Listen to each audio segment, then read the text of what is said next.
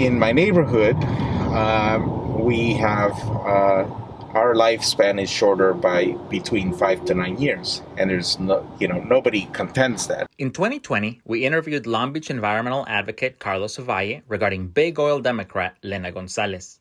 Because our video was intended to be short, many of Mr. Ovalle's statements to our camera went unpublished. But now that Mr. Ovalle has pulled papers to appear on the ballot to represent Long Beach City Council District 7, we are releasing the rest of our interview. In it, the public can learn more about Mr. Ovalle's 50 years of living in West Long Beach, surrounded by refineries, as well as his perspective on some of the major changes that must occur at City Hall. My name is Carlos Ovalle. I'm an architect. I'm an immigrant from Guatemala. I came here initially in 1969.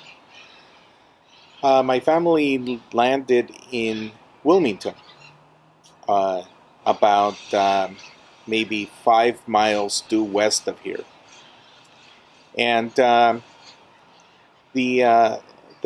place where we grew up was only about 2,000 feet away from the Phillips 66 refinery. We had the Valero refinery another couple of thousand feet away. So we were basically in the vicinity of the refineries. And when I was maybe 10 years old, maybe months after we moved into the U.S., we saw a huge fire happening really close to us. We weren't really aware that it was the refinery. And so we climbed a tree in the parkway in front of our place, and it was myself, my brother, and my dad. We were up on the tree watching this intense fire, when all of a sudden, one of the tanks from the Phillips refinery exploded, and a huge mushroom cloud came up. And it was, again, we were only a couple of thousand feet away from the refinery, so it basically just sort of grew up in that mushroom cloud, and it started to sort of overtake our house. We were watching the fire in that direction. All of a sudden, we're looking up, and the cloud of fire is up above us. At that moment, my dad said, "Get down." We got in the car, and we took off until we saw the mushroom cloud subside. And, we made it back. But at that time, we weren't really aware of what happens when you live in the immediate vicinity of a refinery.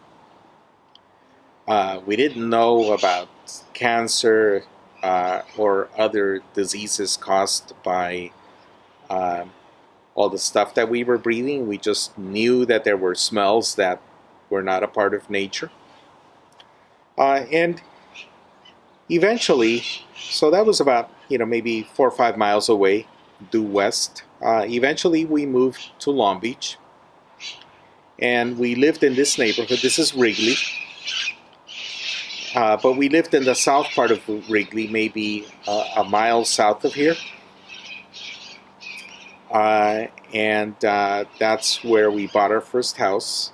And then when my wife and I got married, we bought this house over here, which is 30 years ago.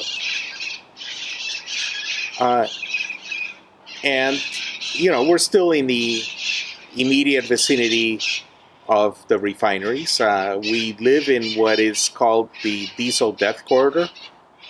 We have the 710 freeway, which is loaded with diesel trucks going up and down at all hours to and from the Port of Long Beach, which is 4 miles away, due south.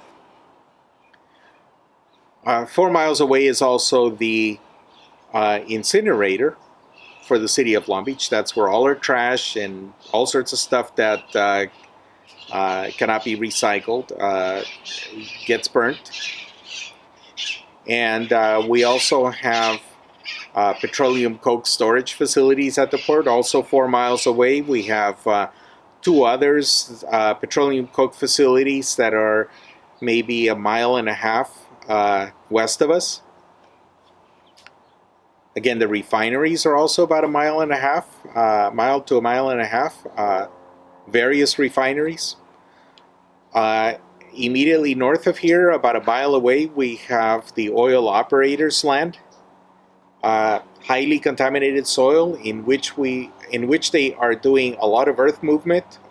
We saw a sign that says that it contains, I believe, cyanide and lead and who knows what.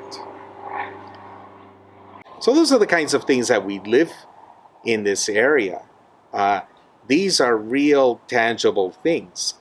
The fumes that we breathe periodically, where we call the AQMD that all of us have on our speed dial, the AQMD says, well, that's not our responsibility because that doesn't sound like it comes from the refineries. And we call the fire department and they say, well, that's not our responsibility because it's not a natural gas leak. And we call our local representatives, our council members, and they say, well, that's not our responsibility because that's further down at the port. So everybody points fingers at each other. Is it the incinerator? Is it the refineries? Is it a chemical spill on the freeway? Nobody knows. So what do? We have to fight. We have to get people elected who don't come back years down the line and say, oh gosh, that was a horrible thing. We need people who now are against this corruption that is happening. All elected representatives that are on the take from big oil, from any of the big entities that are guilty of institutional racism that we suffer, that this side of Long Beach, which are the black and the brown community, suffer.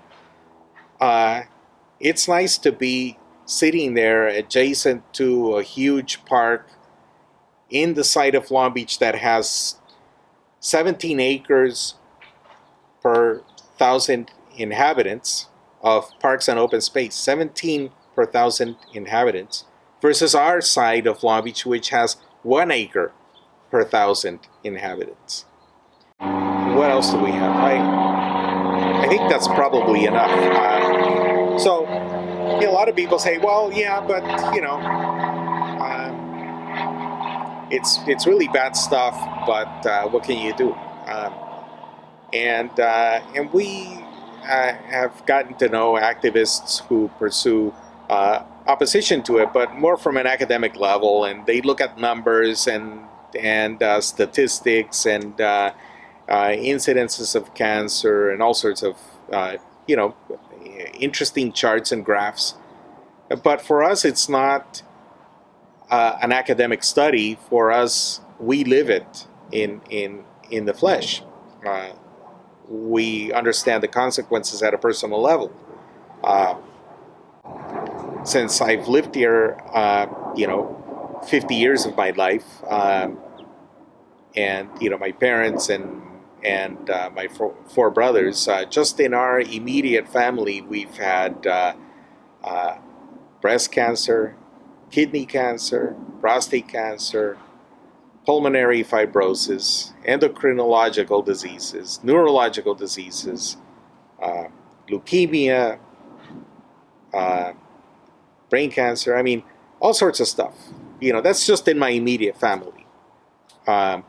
We've spoken to doctors, pulmonologists, oncologists, and who have taken an interest in us,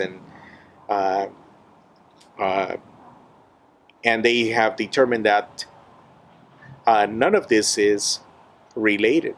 That is, it's not inherited, and it's not something that all of us do. We don't all work in a lead processing plant.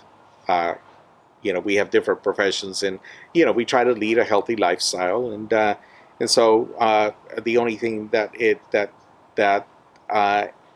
the doctors can pinpoint to is our environment. And so we live, in this environment that is highly polluted. This is what happens here. We have everybody in city council is on the take from any of the different basically sources of inequity that we have, from institutional racism. The environmental racism is one of them, and so all of them are on the take from the oil companies, from the petroleum coke companies, from the big shipping companies that spew, diesel fumes, etc. We want people to be proactive, not reactive. We want people to be on the side of representatives that are on the side of the people, not on the side of corporations.